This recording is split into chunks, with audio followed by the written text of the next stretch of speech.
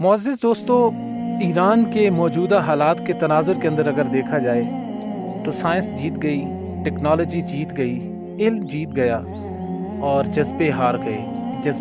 خالی جذبات ہار گئے، واویلے ہار گئے، خالی نعرے ہار گئے اور ٹیکنالوجی جیت گئی. آپ اندازہ لگائیں کہ ایران کا جو سپریم لیڈر ہے اس کو اس کے گھر کے اندر اس کے اہل خانہ سمیت شہید کر دیا جاتا ہے، اور امریکہ کے اندر بیٹھا ہوا صدر اور اسرائیل کے اندر بیٹھا ہوا نیتن یاہو وہ اس کی لوکیشن کو بھی ٹریس کر کے دیکھ رہے ہیں، اور وہ یہ بات بھی جانتے ہیں کہ اس وقت اس گھر کے اندر کون لوگ موجود ہیں، کتنے لوگ موجود ہیں اور کون کون اس گھر کے اندر ہے.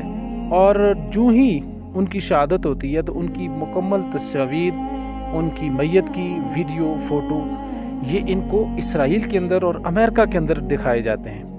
آپ اس بات سے اندازہ لگائیں کہ وہ لوگ اس جگہ تک، اس نہج پہ پہنچ چکے کہ ورلڈ ٹائم کے مطابق افغانستان کے اندر جب امریکہ پچھلے دنوں حملے کر رہا تھا تو وہاں پہ وہ ایک جو افغان کی کمانڈر تھے اس کے گھر کے اوپر وہ حملہ کرنا چاہ رہے تھے.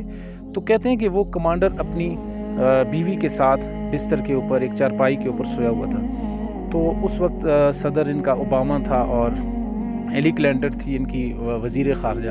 تو کہتے ہیں انہوں نے کہا کہ اس کی بیوی کو کچھ نہ کہنا، صرف اس کمانڈر کو جو ہے وہ ٹارگٹ کرنا ہے. اب ہزاروں میل دور سے انہوں نے ٹارگٹ اس انداز کے ساتھ کیا کہ بستر کے اوپر ایک چارپائی پہ بیوی ساتھ سوئی ہے، بیوی کو کچھ نہیں ہوا اور وہ افغان کمانڈر کو جو ہے نا وہ مار دیا جاتا ہے.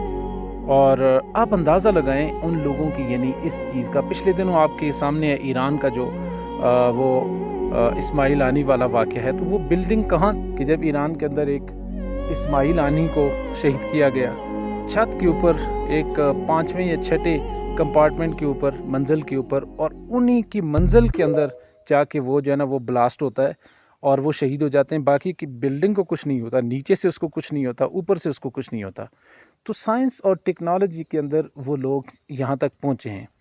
ہمارے رسول پاک صلی اللہ علیہ وسلم نے ہمیں بھی یہ کہا تھا کہ اپنے دفاع کو مضبوط کرو.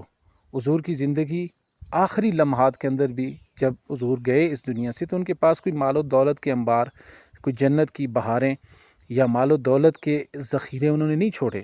لیکن اس وقت یہ آپ صلی اللہ علیہ وسلم کے دیوار کے اوپر 9 یا 11 تلواریں لٹکی ہوئی تھی، جو دفاع کی نشانی تھی کہ اپنا دفاع ہمیشہ مضبوط رکھو.